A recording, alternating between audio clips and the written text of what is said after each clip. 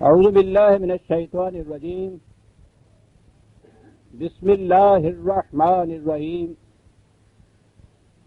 عزیزان من، آج اپریل 1976 کی 4 تاریخ ہے اور درس قرآن کریم کا آغاز سورہ طٰہٰ کی آیت 17 سے ہو رہا ہے۔ تجدید یادداشت کے لیے عرض کر دوں کہ مقام وہ ہے، داستان ہے حضرت موسیٰ علیہ السلام کی۔ مقام وہ ہے جب وہ اپنے ساتھیوں کے ہمراہ رات کی تاریکی میں ایک مقام پہ ٹھہر گئے، غالباً وہاں راستہ بھول گئے، سردی بھی تھی، دور سے پہاڑ پر آگ نظر آئی۔ جیسا میں نے عرض کیا تھا کہ نبوت سے پہلے کی منزلوں میں نبی قیاسات کی وادیوں کے اندر تلاش حقیقت میں سرگرداں پھرتا ہے۔ استعارتاً یوں ہی سمجھیے، آپ نے ساتھیوں سے کہا کہ ذرا یہاں ٹھہرو، وہاں آگ نظر آتی ہے، تو میں نے کہا تھا کہ آگ علامت ہوتی ہے اس بات کی کہ وہاں کوئی انسان ہوگا، تو وہ علامات کے پیچھے چلتا ہے نبی۔ یہ تو وہی ہے کہ جو قیاس کو یقین سے بدل دیتا ہے، پھر وہ علامات نہیں رہتی، پھر وہ مصطفیٰ راضی نہ شد الا بذات، حقیقت اس کے سامنے بے نقاب ہو کر آ جاتی ہے۔ تو وہ وہاں پہنچے تو وہ مشیت کے پروگرام میں وہ وقت آ گیا تھا جب آپ کو نبوت سے سرفراز کیا جانا مقصود تھا، تو وہاں سے ندائے جمال آئی۔ آپ کو یاد ہوگا کہ پچھلی آیات جو تھیں، انا انا ربو کا فخلا نالائک اور انا کا بالواد المقدس طواپی، پورا درس انہیں 2 آیتوں کی ہی تشریح میں گزرا تھا۔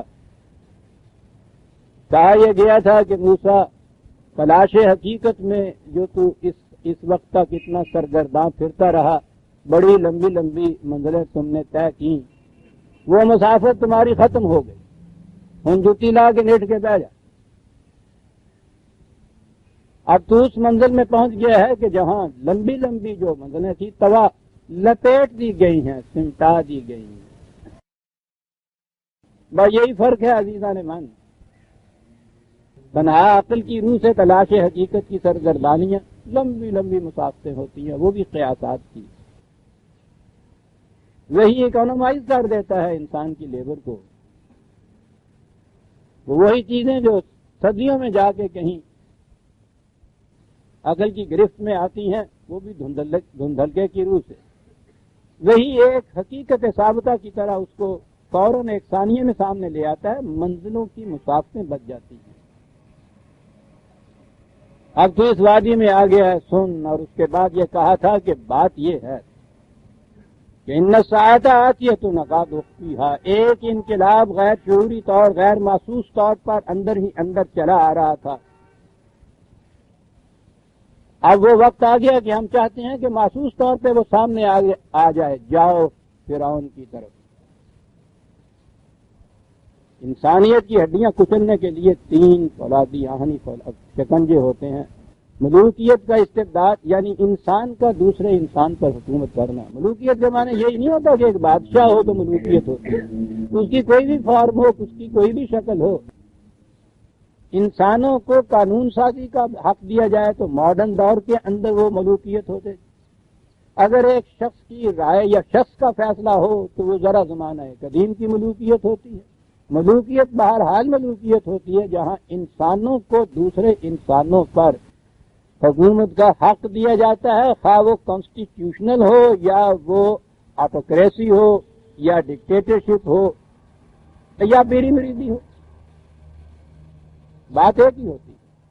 اور دوسری لعنت ہوتی ہے مذہبی پیشوائیت کی، جیسا میں نے کہا تھا کہ یہ جو حکومت کی گرفت ہوتی ہے وہ تو انسان کے اجسام پر ہوتی ہے، بدن پہ ہوتی ہے، فزیکل ہوتی ہے، قلب و دماغ پہ نہیں ہوتی۔ حکومت میں تو آپ جس کے سامنے جھکتے ہیں دل میں اس کو گالیاں بھی دیتے ہیں، لیکن یہ جو مذہبی پیشوائیت ہوتی ہے اس میں تو ان کے حکم کے خلاف آپ کے دل کی گراہیوں میں بھی کوئی گرانی نہیں گزر سکتی. اگر کیسے کہیں ایسا ہو جائے تو آپ تنہائی میں، جہاں کوئی پولیس نہیں ہوتی، فوج نہیں ہوتی، جیل خانہ نہیں ہوتا، اپنے گھر میں بیٹھے ہوئے کانپتے ہیں، روتے ہیں، گڑگڑاتے ہیں، ڈرتے ہیں. بڑی سخت ہوتی ہے یہ حکومت علی گاہ.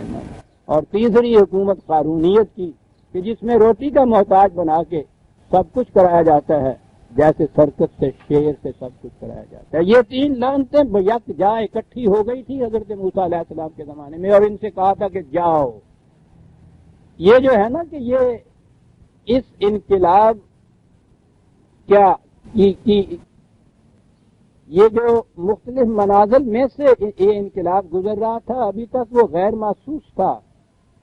ہوتا یہی ہے، اندر اندر پخت پوش ہوتی ہے، باہر نہیں آتا. کہا کہ اب وقت آ گیا ہے کہ وہ محسوس شکل میں سامنے آ جائے اور وہ تمہارے ہاتھوں سے آئے گا. جاؤ اس کی طرف. اور ایک ہی اس میں انتباہ کیا تھا، وارننگ دی تھی کہ یاد رکھو، جو شخص اپنے مفاد کو سامنے رکھے اس کو ساتھ نہ لینا. یہی نہیں کہ وہ خود نہیں منزل تک پہنچ چکا، فلاح یوسف گنوں کا تمہارے راستے روک کے بھی کھڑا ہو جائے گا. بس ایک انتباہ. اور اس کے بعد جیسا کہ میں نے اکثر عرض کیا ہے، قرآن کریم کا انداز یہ ہے کہ وہ کسی داستان کی تمام کڑیوں کو مسلسل خود بیان نہیں کیے چلا جاتا، درمیان میں وہ خود گیپ دیتا ہے. تمہاری فکر پر، عقل پر، شعور پر، سمجھ سے کام لیجئے گا تو وہ گیپ خود فل ان کر دیتا ہے. اور خود نہیں کرنے پڑتے، قرآن کے دیگر مقامات میں وہ موجود ہوتے ہیں. بس وہاں سے لا کے وہ کڑیاں یہاں جڑنی ہوتی ہیں آپ نے، وہ ایک مسلسل زنجیر بن جاتی ہے خود.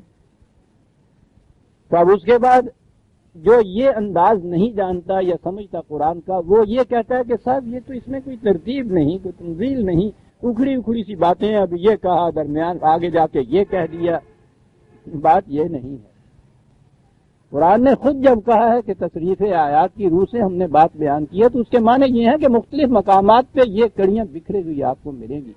اس میں بھی بہت بڑی حکمت ہے کہ یہ مختلف مقامات پہ کیوں بکھری ہوئی ہیں. بات وہ دوسری ہے. میں کہنا یہ چاہتا ہوں کہ یہاں پہنچنے کے بعد ایسے مقام جب آتے ہیں جہاں درمیان کی کڑیاں وہاں موجود نہیں ہوتی. بس جو قرآن کو اس طرح سے پڑھتا ہے وہاں جا کے وہ کہتا ہے کہ صاحب اس میں تو کوئی ربط نظر نہیں آتا ہے، بے ربط کتاب ہے. اللہ اکبر. یہاں کے کسی انسانی مصنف کو کہہ دیجئے کہ تمہاری کتاب میں ربط نہیں، بے ربط ہے، وہ چانٹا مارے گا منہ سے. لیکن یہاں یہ کہ خدا جیسا مصنف، آخری اس کی تصنیف، اور اس کے لیے محراب و منبر پہ کھڑے ہو کے کہا جاتا ہے ربط. تو میں نے کہا اس میں ربط کا طریق یہ ہے. یہی بات ہے جس کی وجہ سے اگلی جو آیت آئی، وَمَا تِلْكَ بِيَمِينِكَ يَا مُوسَىٰ، ہے موسیٰ تیرے ہاتھ میں کیا ہے، تو ذہن میں یہ ہے کہ وہاں پہلے یہ بات ہوئی تھی کہ ہاں تمہیں ہم نے اس انقلاب کے لیے تیار کیا، اور اس کے بعد کہا کہ اچھا موسیٰ وہ یہ تیرے ہاتھ میں کیا ہے. بات ہو رہی تھی کہ اتنا عظیم انقلاب ہے جس کے لیے تمہیں تیار کیا جا رہا ہے. اور جیسا میں نے عرض کیا تھا، ابھی اگلی آیتوں میں پھر تشریح آئے گی کہ کہا تھا کہ یہ آج کی بات نہیں ہے کہ آگ لینے کا آئے ہو اور پیمبری مل گئی ہے. وہ تمہیں پیدائش کے وقت سے ہم نے اس کے لیے تیار کرنا شروع کیا تھا. اور وہ الفاظ قرآن کے کہ اتنی کٹھالیوں میں سے گزرنے کے بعد جب ہم نے دیکھا کہ تو ہمارے پیمانے پہ پورا اتر آیا ہے، پھر یہ مقام آیا ہے تمہارے لیے. تو جسے یوں تیار کیا گیا، مقصد اور منصب، پروگرام اس کے ذمہ یہ لگایا گیا، سوچئے تو صحیح کتنی عظیم چیز ہے یہ. تو اس کے لیے بات یہی ہوگی کہ وہاں پھر جب ان سے یہ کہا گیا کہ ہاں ہاں بھائی تمہیں اس انقلاب کے لیے تیار کیا گیا، جاؤ اس کی طرف، اور اس کے بعد یہ پھر یہ بات ہوگی کہ موسیٰ یہ تیرے ہاتھ میں کیا ہے یار. مینا تو ضبط خدا ہے. دوسری بات قرآن فہمی کے سلسلے میں یہ یاد رکھیے کہ قرآن کریم بار بار یہ کہتا ہے کہ یہ عربی مبین میں ہم نے نازل کیا. خود عربی کے متعلق بھی آپ نے یہ سنا ہوگا ان احباب سے ہمیشہ کہ قرآن فصاحت و بلاغت میں بھی بے نظیر کتاب ہے، لا ریب، اس کی یہ حقیقت ہے. اور پھر پہلے تو عربی کے معنی ہی نہایت واضح ہوتا ہے، پھر عربی مبین وہ کہہ رہا ہے اس کو اور زیادہ اس کے لیے تو جو خصوصیت عربی زبان کی ہوگی، ان کے اسلوب و انداز کی ہوگی، وہ خصوصیت بلند ترین مقام پہ پہنچ کے قرآن کے اندر ہوگی. اور ایک فصاحت و بلاغت کی جو کتاب ہو بلند ترین مقام پہ، اس میں سجسٹیونیس، ایمائیت، جسے ادب میں الفاظ کے مجازی معنی لینے کہتے ہیں، عربوں کے ہاں یہ بہت ہی چیز عام تھی، اور اسی سے ان کی زبان اتنی بلندیوں پہ پہنچی ہوئی ہے. اور اسی لیے ان کے لغت میں آپ دیکھیے، مادے کے معنی تو وہ بنیادی دیتے ہیں روٹ کے اعتبار سے، اور اس کے بعد آگے چل کے وہ جتنے مجازی استعمال اس کے ہوتے ہیں، صفوں کے صفحے اس سے بھرے ہوئے ہوتے ہیں. اور ان کی مثال میں وہ شعرائے جاہلیہ کے اشعار جو ہیں وہ لاتے چلے جاتے ہیں کہ یہ لفظ ان معنوں میں بھی استعمال کیا جاتا تھا، ان معنوں میں بھی کیا جاتا تھا. تو یہ ساری چیزیں سامنے رکھیے تو عربی مبین بنے گی نا، اور پھر وہ عربی مبین کا مصنف خدا ہوگا. لیکن ہمارے ہاں تو یہ چیز آئی کہ بس وہ قرآن کا لفظ لیا، اور وہ جو اس کا وہی لغوی معنی جسے کہتے ہیں، لٹرل میننگ جسے کہتے ہیں، اور وہ سامنے رکھا، وہ رکھا وہاں، اور یہ اس کا کیا ترجمہ. اب اس کے بعد اگر کوئی وہ شخص جو فکری روح سے قرآن سمجھنا چاہتا ہے، وہ کہہ کے ساتھ اس سے تو بات سمجھ میں نہیں آتی، تو انہوں نے کہا کہ ملاحظہ تو فرمائیے، خدائے بلند و برتر کا کلام تمہارا اتنا سا ناریل اور تمہاری سمجھ میں آ جائے، آ کیسے سکتی ہے؟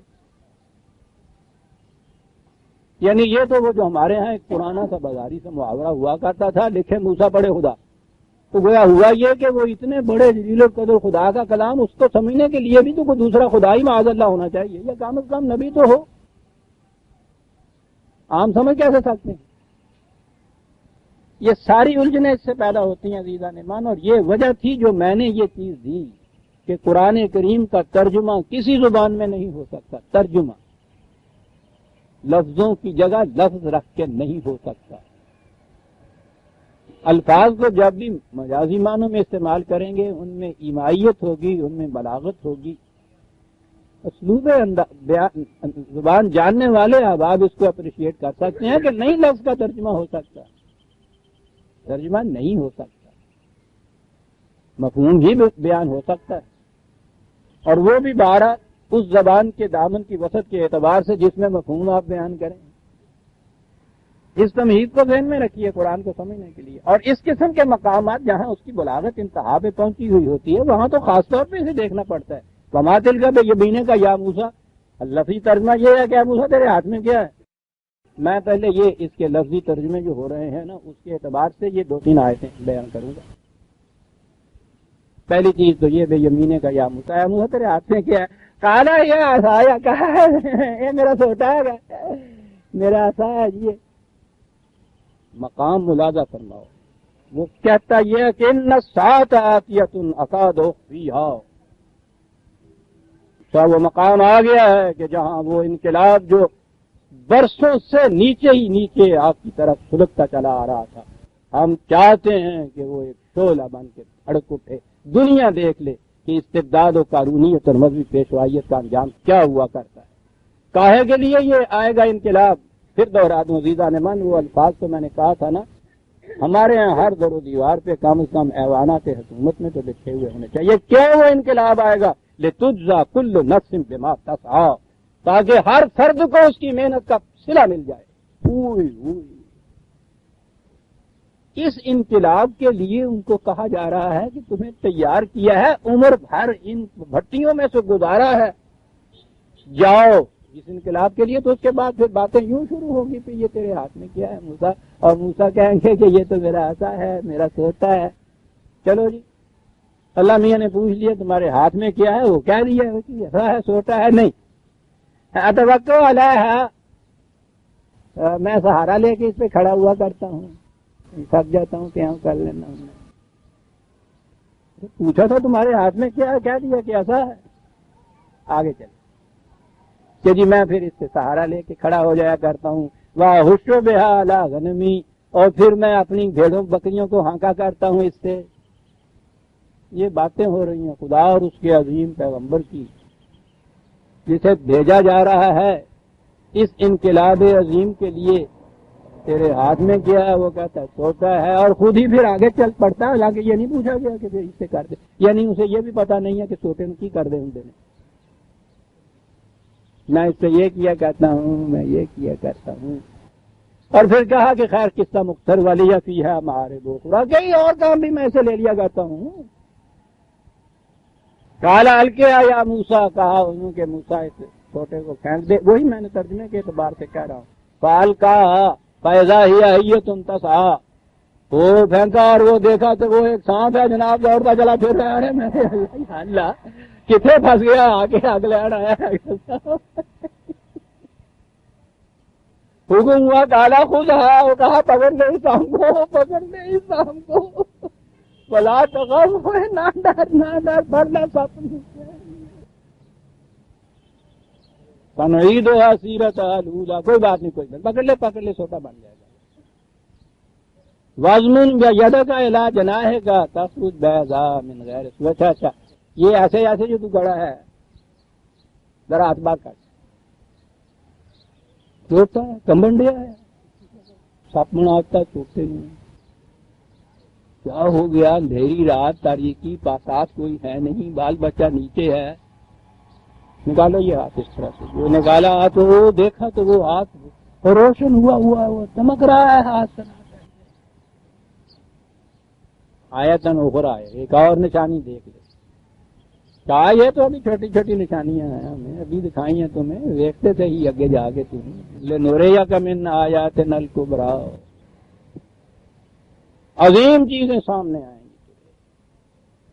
اور اس کے بعد ہے اذهب الى فرعون انه طغى، جاؤ اب، یعنی یہ باتیں ہو گئی تو کہا کہ لو اب تیار ہو گئے نا تم، اس کے لیے پوری تیاری ہو گئی، انسٹرکشن مل گئی، ہدایات مل گئیں، جاؤ فرعون کی طرف۔ حدود فراموش ہو گیا ہے، سرکش ہو گیا ہے۔ اللہ یہ ہے عزیزان من، ہمارے تراجم میں یہی چیزیں آپ دیکھیں۔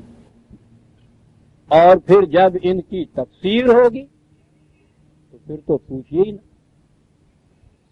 جب ترجمے یہ ہوئے تو ان ترجموں کی پھر جو تفسیر ہونی ہے نا، پھر آپ پڑھ کے دیکھیے کہ وہ پھر یہ اجزے کس کس قسم کے بنتے ہیں، وہ ہاتھ میں سے کیا کیا کچھ نکلتا ہے اور کیا باتیں ہوتی ہیں۔ اور پھر شاعری کے ہتھے چڑھ گیا تھا اس کے بعد کہ صاحب انہوں نے پوچھا تھا کہ یہ تیرے ہاتھ میں کیا ہے، اور موسیٰ نے اتنا زیادہ لمبا کر دیا، کہنے یہ لذیذ بود حقائق دراز تر گفتم، گل بڑی میٹھی جیسی سے بڑی لمبی پاتی ہے، لو شاعریاں ہوتی ہیں کئی۔ عزیزان من، میں نے کہا ہے ہر کتاب کے سمجھنے کا ایک اسلوب ہوتا ہے، یاد رکھیں۔ ہر کتاب تو ایک طرف آپ شعر کو نثر کی طرح نہیں سمجھ سکتے۔ قرآن نے جو اسلوب اپنا بیان کیا ہے اور عربی مبین کا جو انداز ہے، اس کی روح سے قرآن کو سمجھنا، درمیان میں یہ گیپ ہے۔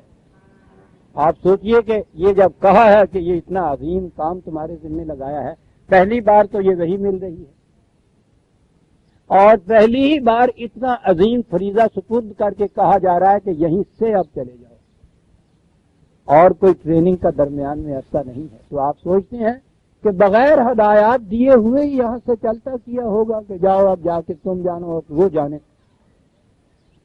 کام یہ ہے جو تمہارے ذمہ ہے۔ سیدھی سی بات ہے کہ وہاں ایک پورا پروگرام دیا ہوگا، ہدایات دی ہوں گی، احکام دیے ہوں گے، رہنمائی دی ہوگی، پورا پروگرام وہاں ڈسکس کیا، پوری ہدایات دی ہوں گی کہ یہ کچھ کیا جائے گا جہاں تم جا رہے ہو۔ یہ سارا کچھ کیا، قرآن کے دیگر مقامات میں ہیں یہ چیزیں، ان کو یہاں لا کے رکھ لیجئے۔ یہ سارا کچھ دیا، دینے کے بعد وما تلک بیمینک کا، یمین یہ میں میم نون مادہ جو ہے اس کے اندر عربوں کے ہاں یہ یمن و سعادت تو آپ نے پڑھا، ہمارے ہاں بھی یہ لفظ آتا ہے، اس کے اندر دونوں چیزیں ان کے ہاں ہوتی ہیں۔ صاحب اس زبان کا آپ کیا پوچھتے ہیں؟ میں نے کہا ہے نا کہ یہ تو زبان خود اعجاز تھی قرآن سے بھی پہلے، ان کے ہاں یہی نہیں کہ وہ مادے کو معنی خود بتا دیتے ہیں، ان کے ہاں کیفیت یہ ہے کہ جس مادے میں مادہ عام طور پہ 3 حرفوں کا تو ہوتا ہے، ان کے ہاں ہوتا ہے کہ جس مادے میں یہ 2 حرف کٹھے آئے اس کے یہ معنی ہوں گے۔ جہاں بھی اس مادے کے اندر یہ میم نون ہے، یہاں وہ کہیں گے کہ یہ میم جن مادوں کے اندر آئے گا ان کے ہاں یہ معنی ہوں گے۔ تیسرے حرف کے بدلنے سے بدلتے جائیں گے، 2 معنی جو پہلے 2 حرف ہیں ان کے معنی مشترک ہوں گے، ہزاروں الفاظ آ جائیں گے اس قسم کے جن میں وہ 2 حرف آئیں گے اور وہ مشترک الفاظ معنی ان کے اندر آتے چلے جائیں گے۔ یہ بلا ہے یومن کی، یہ نہیں۔ اس کے معنی برکت بھی ہوتا ہے، قوت بھی ہوتی ہے، اور اسی اعتبار سے یمین وہ دائیں ہاتھ کو کہا کرتے تھے کہ دائیں ہاتھ جو ہے اس میں وہ اب برکت کا پہلو بھی ہوتا ہے، دائیں ہاتھ سے جو چیزیں بائیں ہاتھ سے نہیں سکے اچنل دینا، اور قوت بھی ہوتی ہے بائیں کے مقابلے میں زیادہ۔ تو اب جو کچھ دیا گیا اس میں دونوں پہلو، قوت بھی تھی اس کے اندر، تباہی نہیں تھی، برکت تھی۔ برکت ان کے ہاں ہوتی ہے اس طرح فصل کا بھرپور طور پہ اگنا کہ اس کی سبزی سیاہی مائل ہو جائے، اتنا بھرپور نتائج کا نکلے۔ یہ چیز صرف قوت سے نہیں ہوتی، اس میں بہت سے عناصر اور ہوتے ہیں، اور ایک چیز قوت ہوتی ہے جو ہل چلانے کے کام آتی ہے۔ یہ دونوں چیزیں جتنی بھی ہیں دایاں ہاتھ ان کے اندر زیادہ کرتا ہے۔ تو یمن سعادت، برکت اور قوت کے معنوں میں بنیادی چیز یہ ہے۔ یہ سارا پروگرام دینے کے بعد کہا کہ موسیٰ تم نے پروگرام سن لیا، ہدایات دیکھ لی ہماری جو ہم نے کہا کہ جی ہاں سن لیا، کہو کہ برکت اور قوت دونوں نقطۂ نگاہ سے تمہارا کیا خیال ہے اس کے متعلق، کیسا رہے گا پروگرام؟ دونوں چیزیں ایسی ہیں، قوت سے تو وہاں مقابلہ کرنا ہے، کامیابی کے بعد پھر اس پروگرام کی اگلی فلاحت کی منزل آئے گی، اس میں برکات و سعادات آئیں گی۔ ابھی بتاؤں گا کہ وہ عصا اجدہا اور یہ ید بیضا، یہ دونوں چیزیں تو ہیں ساری۔ منتقل ہوا آپ کا ذہن اس طرف؟ کہا بتاؤ ان دونوں گوشوں کی روشنی میں اس کے متعلق سمجھو، اس پروگرام کے متعلق کیا خیال ہے تمہارا؟ کہا خیال ہے، قالا ہے عصایا، یہ تو میری زندگی بھر کا سہارا مل گیا مجھے۔ اب خیال پوچھ رہے ہیں، کیا بات ہے اس انداز سے بیان کی، کیا بات ہے اس سوال کی، کیا بات ہے اس جواب کی۔ عصا جو ہے عین سین واو، اس کے بنیادی معنی ہوتے ہیں کسی شے کو اجتماعی طور پر مضبوطی سے پکڑنا۔ اصل میں وہ کہتے ہیں ہاتھوں کی انگلیوں کا یوں اکٹھا ہو جانا جو ہے نا، بنیادی طور پہ یہ معنی اس کے ہوتے ہیں۔ یہ عصا جو ہے لاٹھی جسے ہم کہتے ہیں، اس کو اسی لیے کہتے ہیں کہ وہ یوں پکڑی جاتی ہے، ورنہ وہ لاٹھی کے معنوں میں لفظ نہیں آتا۔ اس گرفت کے اعتبار سے اس کو کہا جاتا ہے، بنیادی معنی اس کے طاقت اور قوت کے ہوتے ہیں جو گرفت میں آ جائے۔ ایسی قوت جو گرفت میں آئی ہوئی ہو قوت، وہ تو تعمیری پہلوؤں میں ہوتی ہے۔ عزیزان ایمان آگے چل کے جو مقامات آئیں گے تو عرض کروں گا، یہی قوت جو ہے جب یہ کہیں سرکش ہو جائے تو اژدہا بن جاتی ہے، کھا جاتی ہے۔ گرفت میں رہے تو وہ سہارے کا اثر ہوتی ہے، گرفت میں نہ رہے تو اژدہا بن جاتی ہے۔ لادی ہوں تو ہے زہر حلال سے بھی بڑھ کر، ہو دی کی حفاظت میں تو ہر زہر کا تریاق۔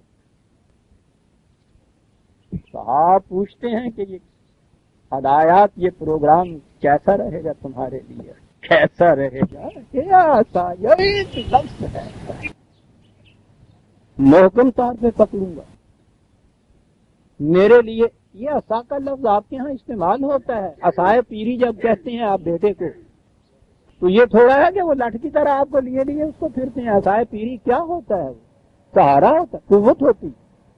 جب اس نے کہا تھا کہ عصا نہ ہو تو کلیمی ہے کار بے بنیاد، تو اس کی یہ معنی نہیں تھی کہ وہ 6 فٹ کی لمبی ایک لاٹھی نہ ہو پولیس والوں کی تو کام نہیں چلے گا۔ عصا کے تو معنی ہی قوت کے ہوتے۔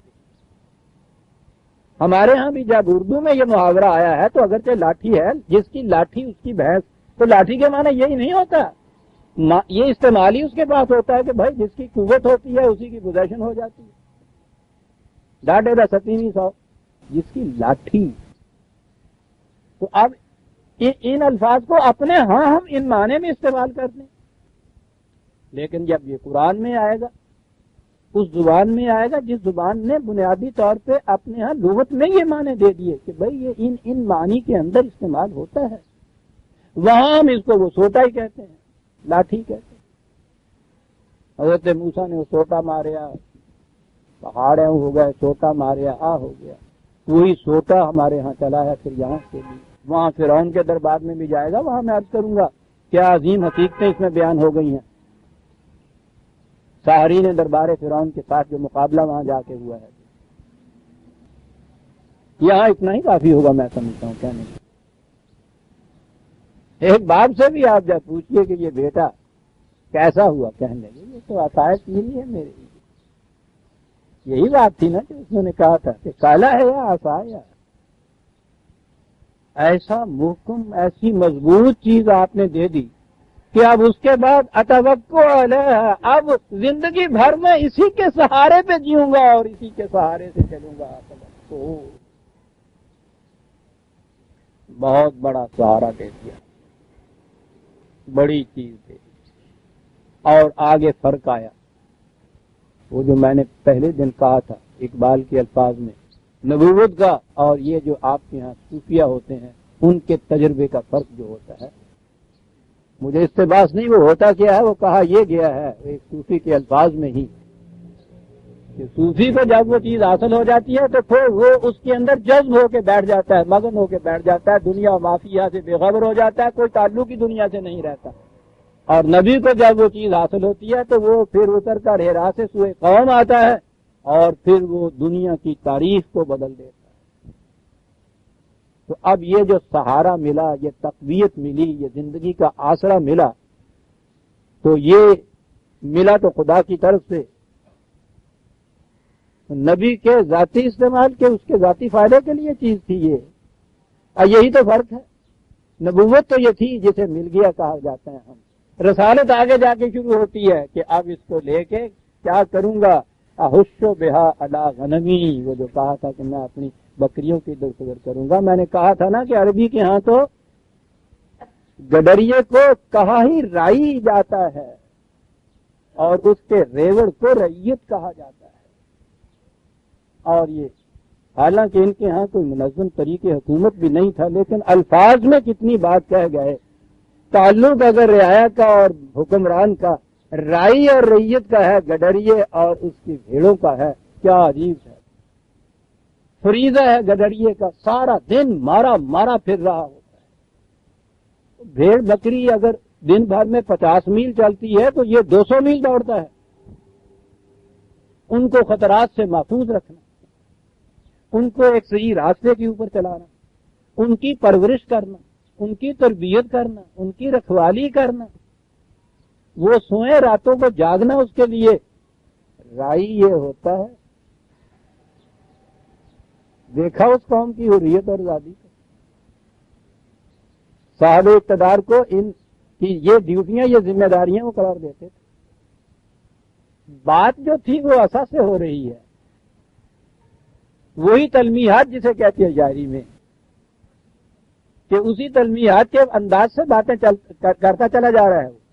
ٹھیک ہے، اب اپنی بنی اسرائیل جن کی طرف کہا تھا کہ جاؤ ان کی تعلیم تربیت کرو، ان کی تنظیم کرو، ان کو ایک جتھا بناؤ، ان کو سیدھے راستے پہ چلاؤ. اب یہ ساری چیز جو تھی وہی جو تنظیم ہے ایک رعایا کی اور رائی کی، اسی اعتبار سے گفتگو کرتے ہیں کہ ٹھیک بات ہے، یہ میری بھیڑیں جن کی طرف بھیجا جا رہا ہے مجھے، یہ بنی اسرائیل لفظ ہے احشو، جس کے معنی انہوں نے کیے ہوئے ہیں کہ زور زور سے لاٹھی مار کے پتے درخت کے جھاڑنا. یہ درخت کے پتے جھاڑنے کی بات بھیڑوں بکریوں کے لیے نہیں. کہا کہ مجھے معلوم ہے کہ وہ مردہ کام ہو چکی ہے، اس میں حصہ حرکت نہیں رہی، اس میں جد و جہد کی صلاحیت نہیں رہی. میں اس پروگرام کی روح سے اس مردہ قوم میں اثر نو زندگی بیدار کروں گا، مائل با حرکت کروں گا، چلاؤں گا ان کو، جھنجھوڑوں گا جیسے کہتے ہیں نا ہمارے، یہ کروں گا۔ اور اس کے علاوہ وَلِيَا فِيهَا مَعَارِبُ أُخْرَى، جس جسم کے مواقع سامنے آئیں گے ان کی روشنی میں وہاں اسی قسم کے مواقع اور کام ہوں۔ دیکھ رہے ہیں پھر آپ بات سمجھ میں آئی نا کہ یہ کیا گفتگو ہو رہی، ربط آیا نا سمجھ میں، بات ہوئی نا خدا اور اس کے رسول، ہوئی نا بات اس پروگرام کے سلسلے کی ایک ذرنی کڑی، کہا ٹھیک سمجھے موسیٰ، بالکل صحیح۔ اب یہ بات ایسی نہیں ہے کہ اپنے تک ہی رکھو، القیہا اس کے معنی ہے جاؤ اسے آپ پیش کرو دوسروں کے سامنے، اور پھر وہ داستان کا وہ ٹکڑا جہاں جا کے یہ سب کچھ ہوا تھا۔ ہاں یہ اس مقام کی بات آئی، یہ حضرت موسیٰ علیہ السلام نے پھر اس کے بعد پورے پروگرام کے اوپر نگاہ تصور جو ڈالی تو وہاں یہ ساری کڑیاں سامنے آئیں، وہاں جانا ہے، یہ پروگرام پیش کرنا ہے میں نے، یہ پروگرام کیا کرے گا؟ فَأَلْقَاهَا فَإِذَا هِيَ حَيَّةٌ تَسْعَىٰ،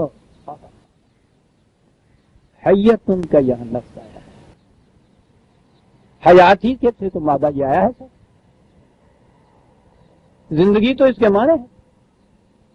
یہ عرب عجیب، میں نے کہا عجیب قوم تھی، کہا تو جاتا ہے کہ یہ جاہل قوم، یہ جاہل اس پہ ہزار فرزانگی قربان ہو جاتی ہے۔ آج بھی یہ کہا جاتا ہے کہ زندگی کی علامت یہ ہوتی ہے کہ اس کو اگر کسی طرح سے چھیڑا جائے، یعنی اس کے یہ احساس پیدا کیا جائے کہ کوئی خطرہ ہے، تو وہ اس کے رد عمل میں اس میں اضطراب پیدا ہو، یہ علامت بیان کی جاتی ہے زندگی کی، یعنی خطرے کا احساس ہو تو وہ یوں کرے، سانس بھی چپکے سے بیٹھا ہوا ہو، ذرا سا تنکے سے بھی یوں کرے تو دیکھیے وہ کیا کرتا ہے۔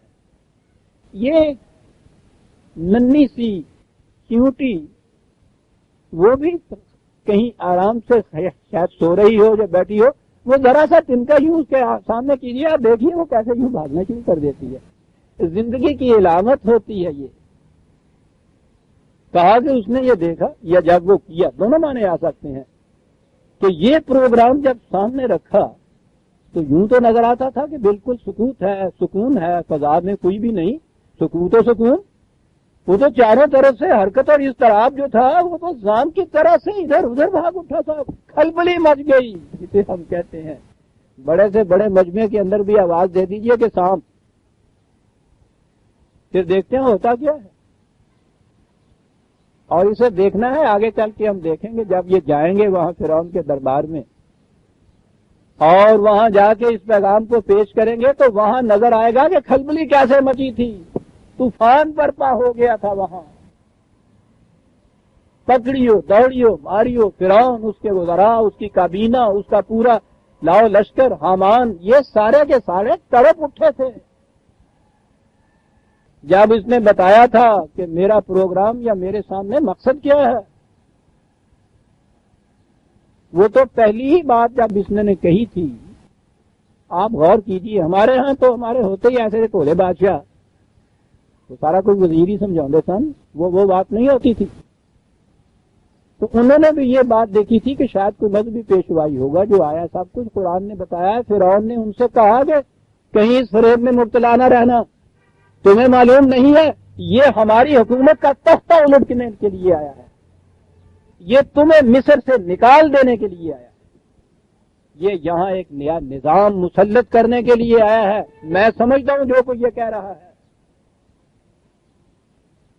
اور اس پہ یہ چیز تھی، کابینہ کے اجلاس ہوئے، اس کے اندر ریزولوشن پاس ہوئے، پروگرام ہوئے، کسی نے کہا کہ ان کو بھائیوں کو پکڑ کے قتل کر دو، اس نے کہا ایسا نہ کرنا، نہ تمہیں پتہ نہیں ہے کہ کتنی بڑی قوت اس کے پیچھے ہے۔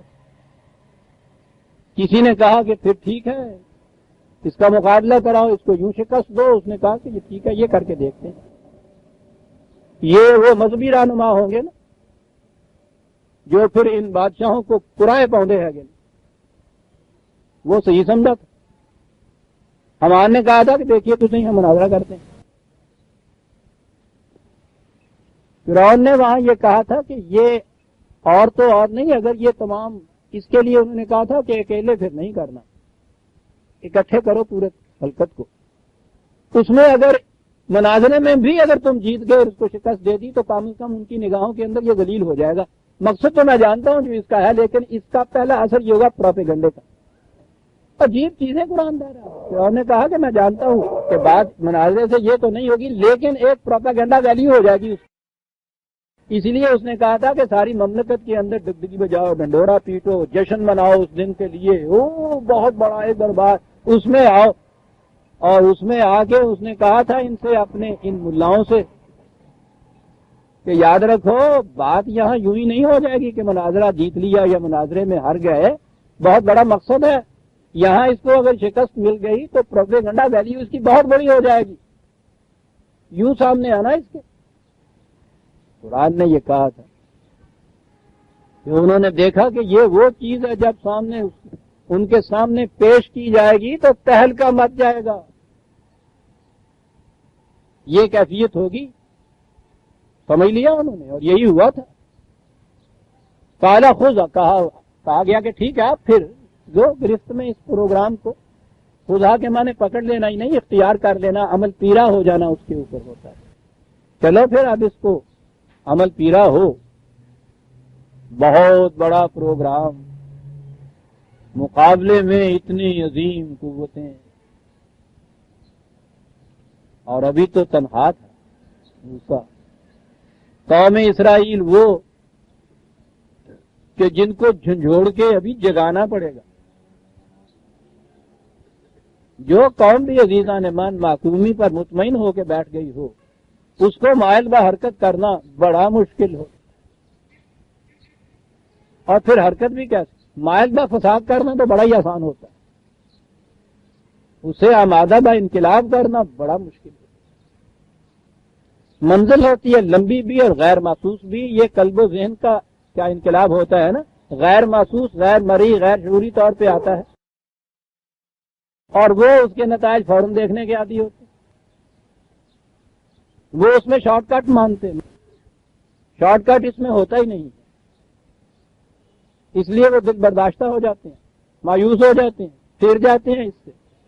بہرحال یہ آگے چل کے میں بتاؤں گا جہاں آئے گا کہ پھر پہلے اپنی قوم کے ساتھ کیا کچھ کرنا پڑا موسیٰ. بہرحال وہ قوتیں اتنی بڑی، اپنی قوم ایسی، دل میں احساس تو پیدا ہوا بڑا پروگرام ہے، سہمے کچھ ڈرے. ٹھیک ہے، کال آتا تھا نہیں ڈرنے کی بات.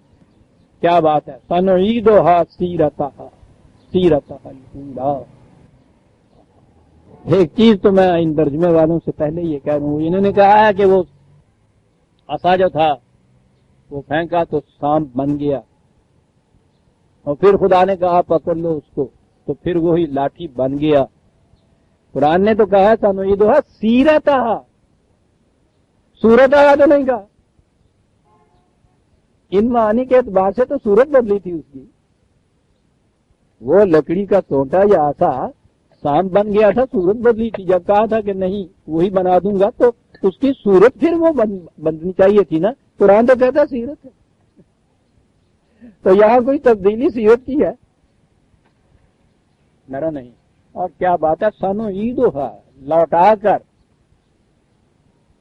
وہی سیرت جو ہے، وہی انداز اس کا جو ہے، وہی نظام جو ہے. کیا تھا پہلے نظام انبیاء کرام لا کے دیتے ہیں، صحیح ہوتا ہے وہی روشنی میں. مفاد پرست قوتیں اس کو بگاڑ دیتی ہیں، اس کی سیرت کو، صورت تو وہی رکھتی ہیں. تو یہی تو ابلیس کا حربہ ہوتا ہے کہ وہ اس کی صورت کو نہیں بدلتا. صورت بدل دینے سے تو کوئی بھی اسے قبول کرنے کو تیار نہیں ہو. وہ اس کی سیرت بدلتا ہے، اس کی روح بدلتا ہے، اس کے مقاصد بدلتا ہے، اس کے نصب العین بدلتا ہے، صورت برقرار رکھتا ہے.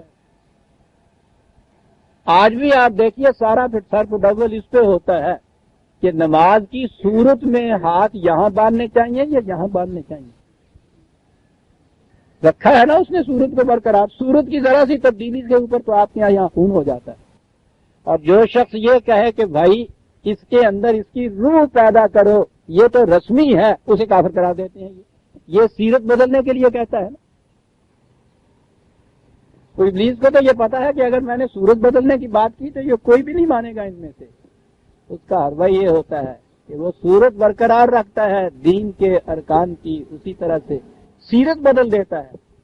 کہا کہ یہ نظام جو پہلے اس سے انبیاء آئے تھے، حضرت یوسف کے بعد وہاں انبیاء بھی ہوں گے، انہوں نے جو نظام، اور نظام یوسفی تو قرآن نے خود بتایا ہے، کہا اس کے بعد یہ جو آئے ہیں یہ فرائنا اور یہ ملوکیت اور مذہبی پیشوائیت اور سرمایہ داری، انہوں نے اس پہلے نظام کی سیرت بدل دی تھی۔ ڈرو نہیں، کریں گے کیا آخر الامر، سنعیدھا سیرتھا، یہ نظام جو فرعونی ہے اس کی ہم سیرت بدل کے وہی کر دیں گے جو اس سے پہلے تھی۔ سیرتھا الاولی، کہا اس کا دوسرا گوشہ آپ سامنے لاؤ۔ انبیاء کرام کو قرآن کریم نے منذرین اور مبشرین کہا۔ انذار تو ہوتا ہے کسی غلط نظام یا عمل کے تباہ کن نتائج سے وارننگ دینا کسی، اور اس کے بعد ان کو اس سے روکنا۔ اس روکنے کے لیے تو امر بالمعروف و نہی عن المنکر جسے کہتے ہیں قوت کی ضرورت ہوتی ہے۔ انقلاب لانے کے لیے بھی قوت کی ضرورت ہوتی ہے۔ سوال یہ ہے کہ کیا اس انقلاب میں یہی ہوتا ہے کہ قوت کے زور پہ ہی صحیح ایک نظام کو الٹ کے رکھ دیا اور بس پھر آگے معاملہ طے ہو گیا؟ دنیا کے انقلاب میں تو ہو ہی جاتا ہے، پہلے نقشے کو الٹ کے اس کی جگہ اقتدار اپنے ہاتھ میں لے لیجیے، خواہ اسی قسم کا نظام قائم کیجیے، اس سے بدتر نظام قائم کیجیے۔ یہ جس کو یہاں نظام کا انقلاب کہا جاتا ہے یا ریولیوشن کہا جاتا ہے، اس سے صرف ارباب اقتدار کی تبدیلی ہوتی ہے، نظام کی تبدیلی نہیں ہوتی۔ یہ الگ بات ہے کہ نئے ارباب اقتدار اپنے مفاد کی خاطر اس میں کوئی تبدیلیاں بھی کر دیں، اس کی سیرت میں تبدیلی نہیں ہوتی۔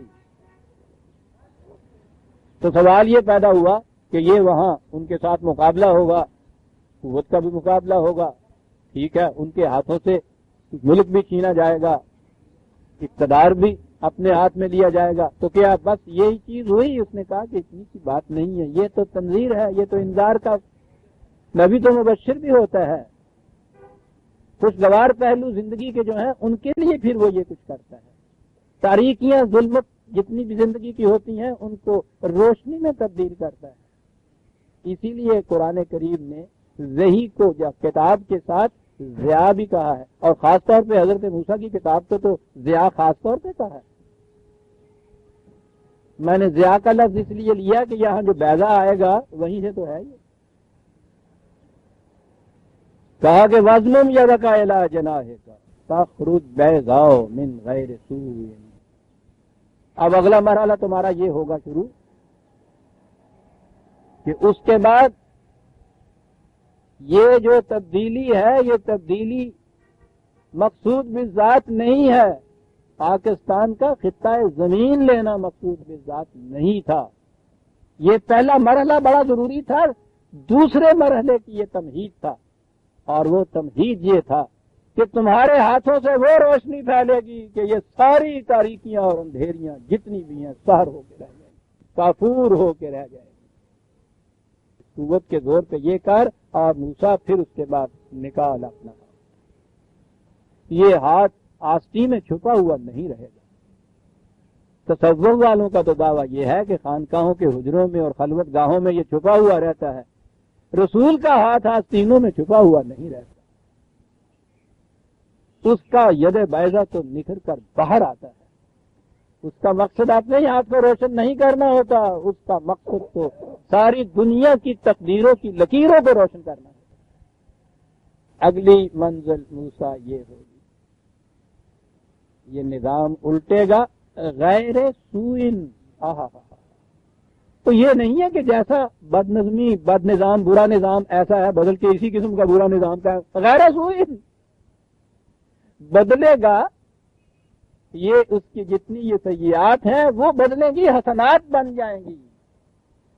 یہ تو نظام سو کا نتیجہ ہے کہ تاریکیاں ہیں۔ یہ قرآن کریم نے سورہ ابراہیم 14 سورت ہے، یہی تو ہے 14ویں سورت کی ابتدا، الف لام میم، کتاب انزلناہ الیک، اے رسول تیری طرف اس کتاب کو ہم نے نازل کیا ہے. کاہے کے لیے نازل کیا ہے؟ 2 لفظ ہیں. لتخرج الناس، تاکہ تو پوری نوع انسانی کو من الظلمات الی النور، تاریکیوں سے روشنی کی طرف لے آئے. یہ اس لیے کتاب نازل کی ہے تیری طرف. اور اس سے آگے ہے کہ وَلَقَدْ أَرْسَلْنَا مُوسَىٰ بِآيَاتِنَا، اسی طرح اس سے پیشتر ہم نے موسیٰ کو بھی اپنے احکام و قوانین دے کے بھیجا تھا. کاہے کے لیے؟ ان اخرج قومک من الظلمات الی النور، کہ وہ اپنی قوم کو تاریکیوں سے نور کی طرف لے آئے. اور قربان جائیے اس کتاب کے، حضور سے پہلے یہ رسالات جتنی بھی تھی، رسول جو آتے تھے وہ قومی ہوتے تھے. ایک خط خاص خطہ زمین میں، اس خطہ زمین میں بسنے والے لوگوں کے لیے، اس خاص قوم کی طرف. ساری تورات، انجیل، بائبل جو ہے بھری پڑی ہے بنی اسرائیل کی کھوئی. حضرت عیسیٰ علیہ السلام، جن کے عیسائیت کی اب کہتے ہیں عالمگیر مذہب وہ انسانیت کا ہے، حضرت عیسیٰ علیہ السلام انجیل میں یہ ہے کہ میں تو بنی اسرائیل کی کھوئی ہوئی بھیڑوں کی طرف آیا ہوں.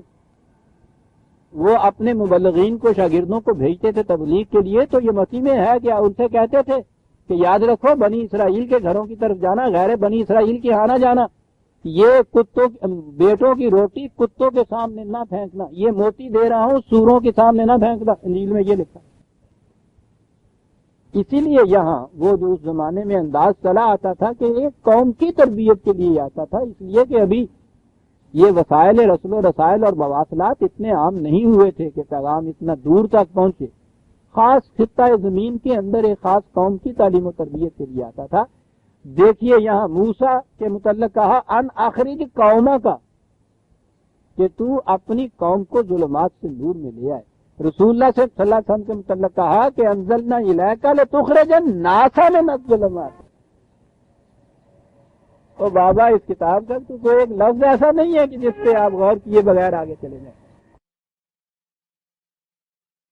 ہاں، کاہے کے لیے یہ سب کچھ ہوگا؟ عجیب الفاظ. لنریک من آیاتنا الکبریٰ، یہ ساری تعلیم، یہ تربیت، ابتدائی مراحل، یہ تمہیدات، یہ اس نظام کا الٹنا، یہ سارا کچھ اس لیے ہے کہ تمہیں ہم اپنی کبر، عظیم نشانیاں دکھائیں.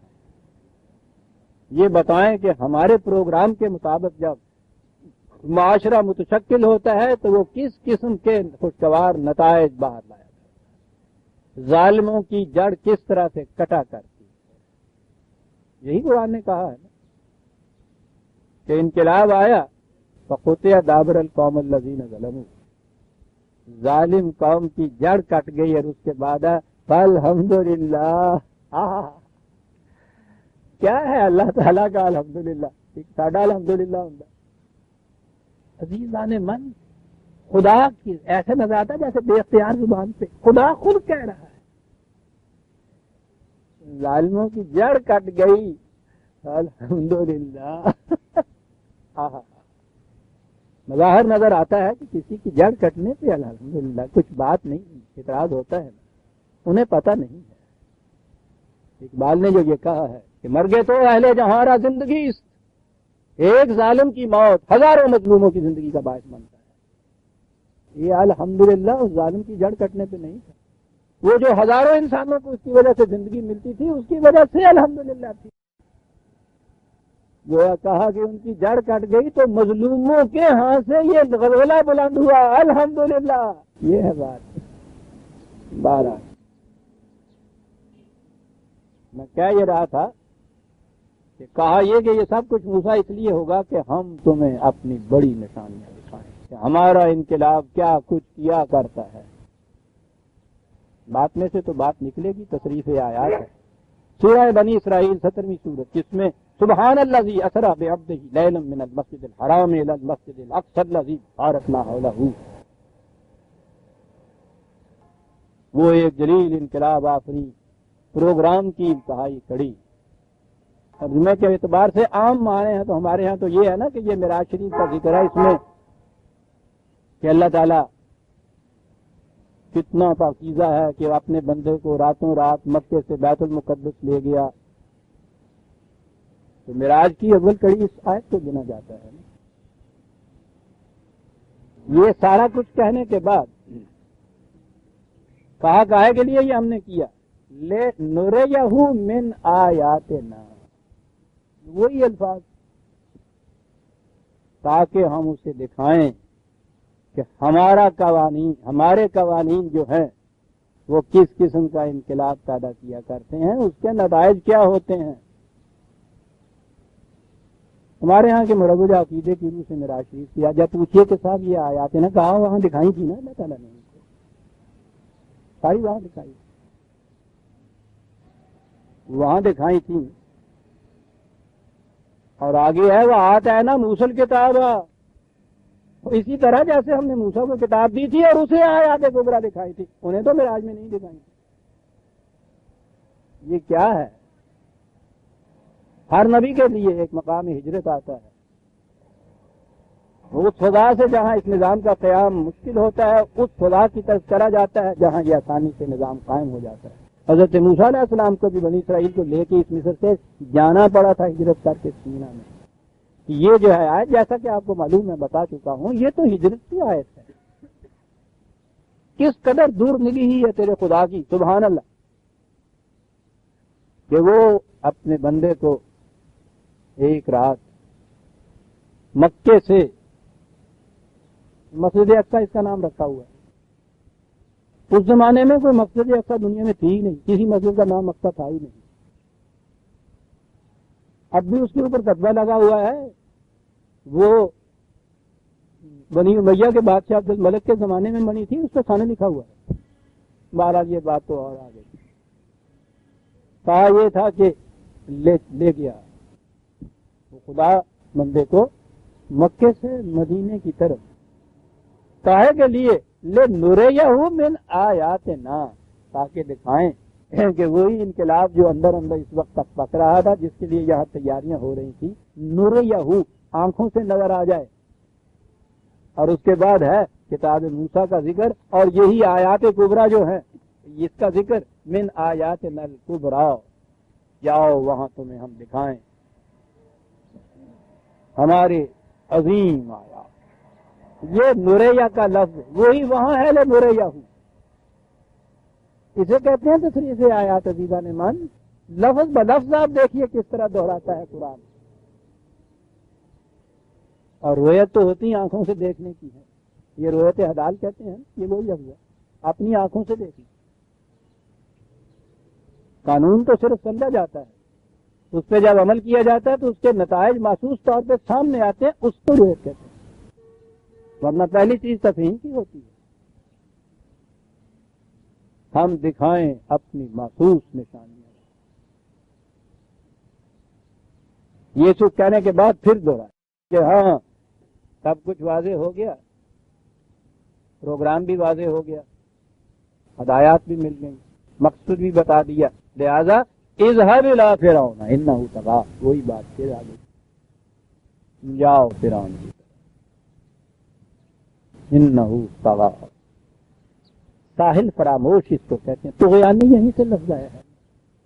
کیا بات ہے، قوت کا ساحلوں کے اندر رہنا، قوت کی برائی نہیں ہے، قوت کے ساحل فراموش ہو جانے کا نام ہے طغیانی یا سرکشی.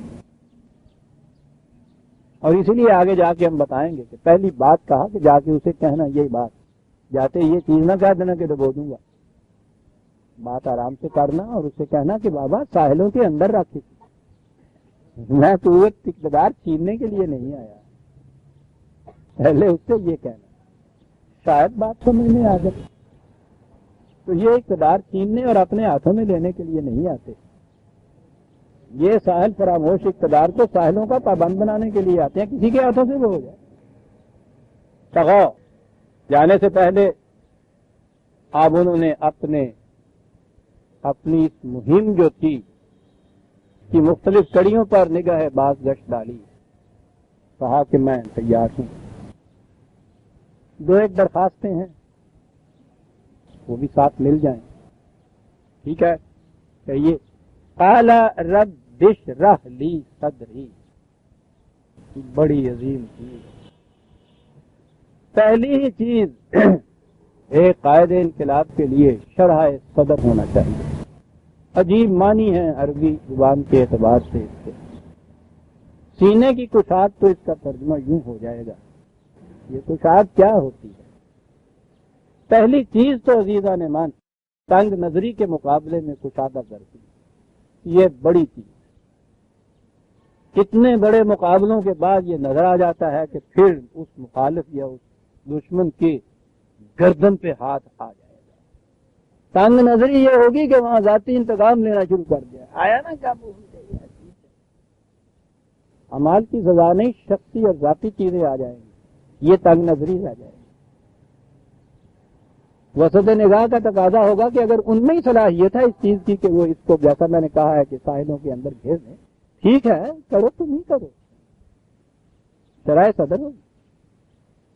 قریش کے سارے سردار جب پابجولہ سامنے کھڑے ہو گئے فتح مکہ کے بعد عظیم چیز تھی بڑی. کتنا بڑا انقلاب یہ سب کچھ آ گیا. تو اس کے بعد انہوں نے یہ پوچھا، آپ نے یہ کہا کہ کہو تمہارے ساتھ اب کس قسم کا سلوک کیا جائے. غیرت تھے ان کے ہاں بھی تو ہم یہ تو غیرت تھی. کہا ٹھیک ہے جیسا کہ ایک شریف دشمن دوسرے دشمنوں سے کیا کرتا ہے. ان کے ہاں تو اس کا قصاص تھا، اس کا بدلہ. ان کے ہاں یہ کرتے تھے، یہ سارا کچھ کرتے تھے. آپ نے کہا کہ تم نے میرے پیغام کی صداقتوں کے متعلق کیا سوچا. انہوں نے کہا وہ تو ہم نے اپنی آنکھوں سے دیکھ لیا. کہا جب یہ صورت ہے تو لا تثریب علیکم اليوم، اب کوئی مواخذہ نہیں تم سے. اسے کہتے ہیں شرح صدر. پھر شرح صدر ہوتا ہے مصائب اور مشکلات اور مزاحمات کا نہایت پابندی اور ہمت اور حوصلے سے مقابلہ کرنا، معاملات کا نہایت اچھی طرح سے سمجھ لینا. یہ تمام چیزیں شرح صدر کے اندر ہیں. اور یہی ہے وہ عظیم چیز جس سے نوازا جاتا ہے اتنے بڑے انقلاب لانے والے رسولوں کو اور انقلاب لانے والی ہستیوں کو. اسی لیے حضور سے یہ کہا الم نشرح لک صدرک. کیا یہ حقیقت نہیں ہے کہ ہم نے تمہارا شرح صدر کر دیا؟ وہ جو روایت میں پہنچ کے پھر یہاں آ گیا کہ پھر وہ جبریل آئے تھے حضور کا سینہ چاک کیا تھا اور قلب کو پھر چاک کیا، پھر اس کو زمزم سے دھویا پھر سی لیا. 12 الم نشرح لک صدرک. نتیجہ کیا ہوتا ہے شرح صدر کا؟ ووضعنا عنک وزرک الذی انقض ظہرک. وہ ذمہ داریوں کا بوجھ کہ جس سے تمہاری کمر ٹوٹ رہی تھی اس بوجھ کو اٹھا دیا تمہارے اوپر.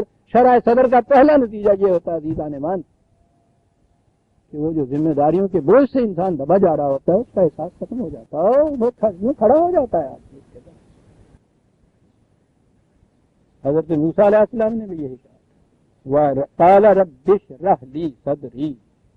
پہلی چیز یہ چاہتا ہوں تنگ نظری نہ رہے، مشکلات کا مقابلہ کرنے کی ہمت اور استطاعت پیدا ہو. کشادہ جبینی سے ان چیزوں کو میں سب سے دوں، بیگار نہ سمجھو ان کو. شرح صدر ہونا چاہیے. یسر لی امری. وہاں ہے نا الم نشرح لک صدرک. ان مع العسر یسرا، ان مع العسر یسرا. مشکلات آئیں گی، گھبرانا نہیں. ہر مشکل کے بعد منزل آسان ہو جائے گی. پھر مشکلات آئیں گی. پروگرام بڑا لمبا ہے، ایک ہی بار سر نہیں ہو جائے گا. لیکن یقین رکھو کہ ہر مشکل کے بعد اگر تم نے شرح صدر سے اس کا مقابلہ کر لیا تو اس کے بعد پھر یسر پیدا ہو جائے گا، آسانیاں آ جائیں گی. وہی بات جو وہاں ہے یہی بات یہاں ہے. حضرت موسیٰ علیہ السلام نے بھی کہا وَيَسِّرْ لِي أَمْرِي. یہ جو معاملہ میرے سامنے ہے، یہ جو پروگرام میرے سامنے ہے، ان میں آسانیاں پیدا کر دیں. یہ چاہتا ہوں. یہ خواہشات، یہ آرزویں فطری ہیں انسان کے لیے. بڑی عظیم مہم تھی جس کے لیے جا رہے ہیں. اس کے بعد یہ کہ میں وہاں جا رہا ہوں جہاں مجھے معلوم ہے کہ ان کے ہاں کے احبار و رہبان، خود ان کے ہاں کے کابینہ کے وزیر، ان سے باتیں کرنی ہوں گی. ایک چیز تو یہ تھی کہ حضرت موسیٰ علیہ السلام قریباً 12 برس، کم از کم 12 برس کو اس دیہاتی زندگی کے اندر انہوں نے بسر کیے، شبانی میں بسر کیے، گڈریے کی حیثیت سے رہیے، پنڈا جرائے زمیندارہ جرائے، ٹھیک ہے. یوں بھی مجازی طور پہ بھی زبان میں کچھ فرق آ جاتا ہے انسان کے. اس کے لیے بھی آپ نے یہ کہا کہ مجھ میں طلاقت زبان پیدا ہو جائے، طلاقت بیان پیدا ہو جائے، جسے کہتے ہیں نا گرہ کھل جائے. طلاقت کے معنی گرہ کھلنا ہوتا ہے، طلاق یہیں سے ہے نا، گرہ کھل جائے. اور یہ جو چیز ہے، اور میں نے کہا نا کہ ہمارے ہاں تو وہ زیب داستان کے لیے جب بات آتی ہے تو بات ہی کہیں اور پہنچ جاتی ہے. ہمارے ہاں یہ ہے نا کہ وہ حضرت موسیٰ علیہ السلام وہ فرعون کے ہاں یہ پرورش پائی تھی، تو ایک دن ان کی گود میں وہ ان کو کھلا رہا تھا، تو یہ کھیلتے کھیلتے اس نے ان کی داڑھی پکڑ لی، تو اس کو غصہ آ گیا. اس نے کہا کہ وہ دیکھو یہ میری اس قدر بےزتی کر رہا ہے، میری داڑھی نوچ رہا ہے، یہ ہے نا یہ ٹھیک بنی اسرائیل کا بچہ ہے نا. بڑا غصہ آیا، اس نے کہا کہ ٹکڑے ٹکڑے کر دو. وہ وزیر با تدبیر نے عرض کیا کہ حضور جان کی معافی نہیں ہے، جو ہمارے یہاں داستان نبی رضا ہوتی ہے. انہوں نے کہا کہ یہ بچہ ہے، یہ جانتا نہیں ہے نفع نقصان نفع مضر، اس کو اس کی امتیاز ابھی کیا ہے؟ کہنے کہ نہیں امتیاز ہے، یہ بچہ نہیں ہے، جان کے کیا. اس نے کہا یہ امتیاز نہیں ہے، ابھی بات چل جاتی ہے سامنے. انہوں نے کہا ٹھیک ہے، ایک آگ کا انگارہ رکھیے ایک طرف، دوسری طرف کو مصری کی دری رکھیے، دیکھیے تو صحیح یہ دونوں میں فرق آتا ہے. انہوں نے رکھا، حضرت موسیٰ نے وہ انگارہ لیا اور منہ میں ڈال دیا اور زبان اسی وقت سے جل گئی آپ کی. اس لیے پھر آگے بات چلی کہ آپ کو لکنت ہو گئی ہوئی تھی. یہ وہی بات تصریف آیات میں آگے ہے، وجہ لی وزیرن من اہلی. حضرت حامان کو معاف رکھیے، حضرت ہارون علیہ السلام کو وہ ساتھ لینے کے لیے کہتے تھے، اور کہا یہ تھا کہ اس کی ایک وجہ یہ ہے کہ ہوا افصح منی، وہ زیادہ فصیح البیان ہے. تو بات جہاں کی فصیح البیان ہونے کی آپس میں نسبت تھی، اسی لیے کہا کہ واحلل عقدۃ من لسانی یفقہوا قولی، تاکہ میری بات آسانی سے ان کی سمجھ میں آ جائے. میں نے کہا یہاں اگلے الفاظ نے ہی وضاحت کر دی کہ یہ جو حل عقدہ آپ نے کہا تھا، جسے میں نے کہا طلاقت، تو یہ کہے کے لیے تھا یفقہوا قولی، میری بات آسانی سے سمجھ میں آ جائے. اور اس کے لیے کہا تھا کہ میرے ساتھ میرے بھائی کو بھی بھیج دے. ہوا افصح، وہ وہیں رہا ہے، وہیں پلا ہے، وہیں کا ہے، وہ زبان ابھی لکھنوی جانتا ہے، تو میرے ساتھ اس سے کر دے. تو گویا یہ معنی ہے اس کے. تو یہ بھی چیز ہمیں پتہ چلی.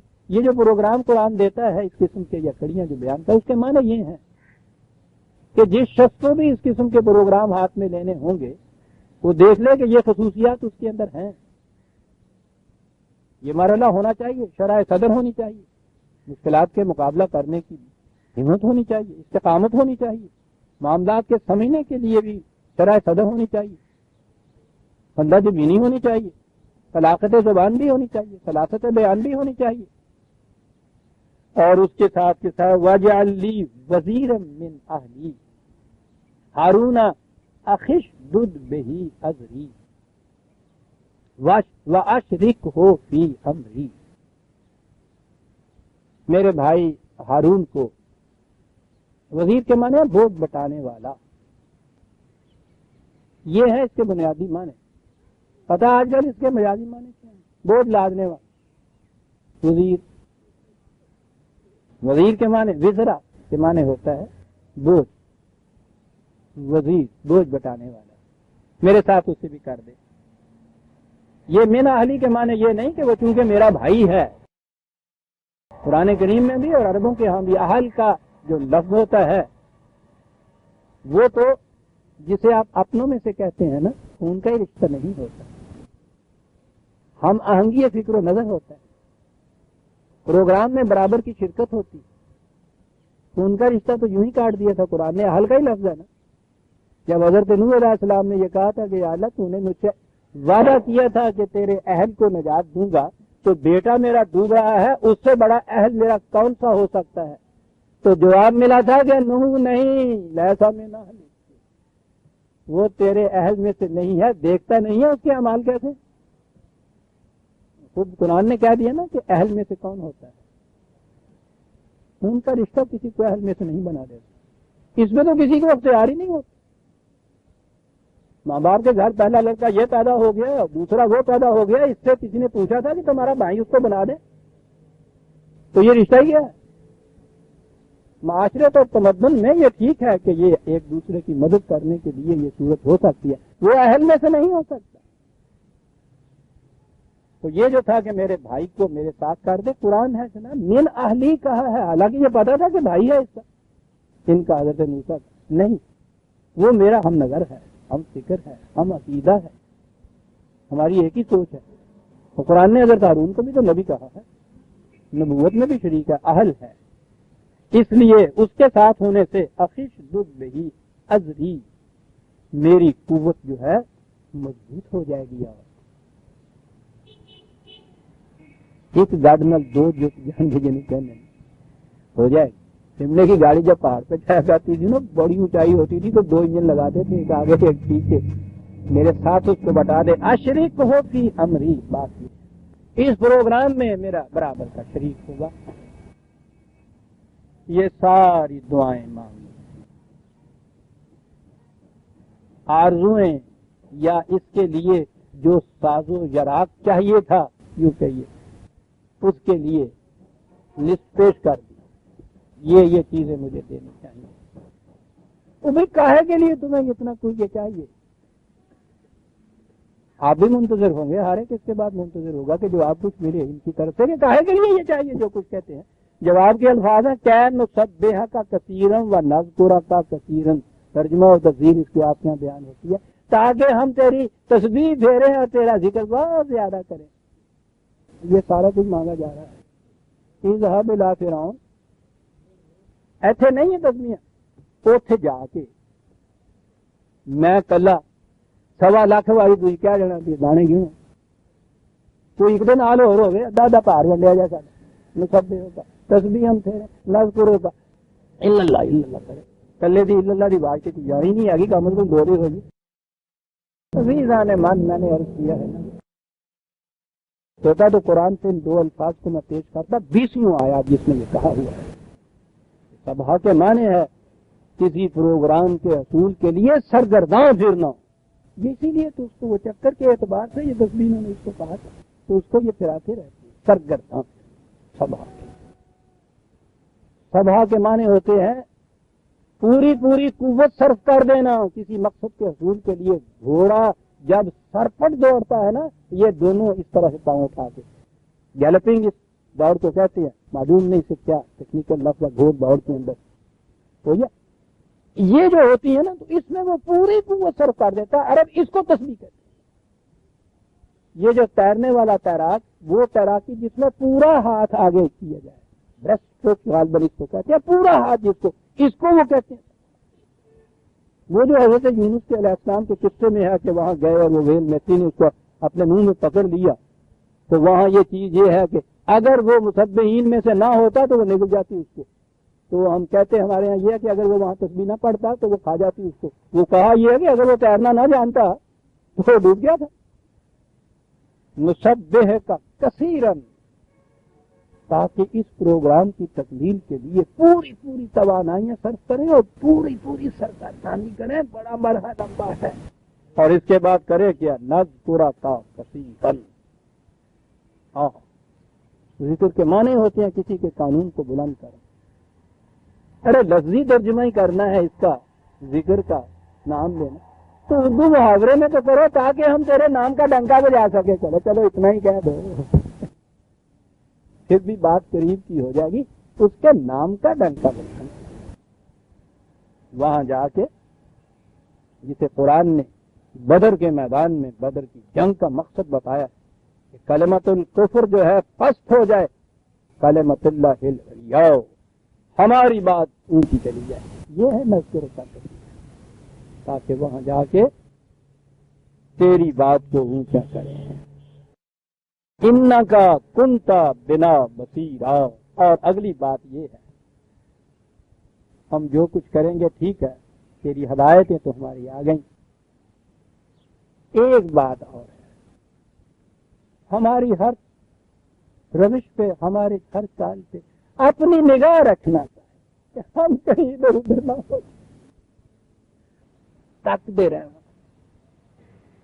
اج دیا ماواں نوں تو شاید پتہ ہی نہ ہوئے ساڈیاں ماواں دی صورت کی، چھوٹے ہوندیاں گلی کسی دکاندار کو بھی بھیجتے تھے نا سودا لے جا، نہیں لیا دوں پیسے دا، بچہ ڈرتا تھا، ماں دروازے میں آ جاتی تھی، کہتی تھی تو جا، میں تینوں تکنی ہے، میں دیکھنی ہے تینوں، اور بچہ چل پڑتا تھا۔ بڑی تقویت ہوتی ہے ابھی سانے من اس سے، یہ تھی وہ تقویت جیسے کہا تھا کہ جا تو رہے ہیں ہم پہ نگاہ رکھیں، ہمیں دیکھتے ہیں۔ درخواستیں آپ نے دیکھ لی، دعائیں آپ نے سنی۔ قال قد اوتیت سؤلک یا موسیٰ، موسیٰ ہم نے تمہاری سب دعائیں منظور کر لی، منظور ہو گئی دعائیں، یعنی اس کے بعد اور چاہیے کیا؟ جو مانگا کہا ٹھیک ہے ہم نے دے دیا تمہیں، مل گئی، دعائیں منظور ہو گئی، مقبول ہو گئی۔ خدا پیغمبر مانگنے والا خدا براہ راست جواب دے رہا ہے، وہ تیت تو ہونا تھا، جو کچھ تم نے مانگا تھا، جو احتیاجات تمہاری تھی دے دی ہم نے تمہیں۔ تو اس کے بعد تو وہ ٹھیک ہے، اس کے بعد وہ کہتا ہے جی السلام علیکم، ٹھیک ہے میں جانا اپنے گھر والے کو ساتھ سے مل گیا، ہو گیا تو میرے ذمہ تو کچھ رہا ہی نہ، کرنے کی کون سی بات رہی، تو میری دعائیں مقبول ہو گئی۔ جی وقت ہو گیا ہے، اس لیے بات پھر آگے پہ ہی اٹھا رکھتا ہوں کہ اس کے ساتھ اور کیا کہا تھا۔ یہ نہیں تھا کہ اب راوی ایش لکھتا ہے دعا مقبول ہو گئی، مل گیا خدا کی طرف سے، ہم تو اپنے ذہن کو فریب دے لیتے ہیں نا، مقبول ہو گئی، وہاں تو خدا کہہ رہا ہے کہ مقبول قبول ہو گئی تمہاری دعا، دے دیا ہم نے جو تم مانگتے ہو، بس۔ اس کے بعد تو میں نے کہا ہے نا کہ جہاں جس کی دعا قبول ہو جائے تو پھر تو کچھ اور چاہیے نہیں، آگے سنیے گا کیا کہا جا رہا ہے، وہاں پتہ چلے گا کہ دعا کی قبولیت کے معنی کیا ہیں خدا کے حضور۔ ربنا تقبل منا انک انت السمیع العلیم۔ ہم سورہ طٰہٰ کی آیت 35 تک آ گئے، آیت 36 سے ہم آئندہ لیں گے۔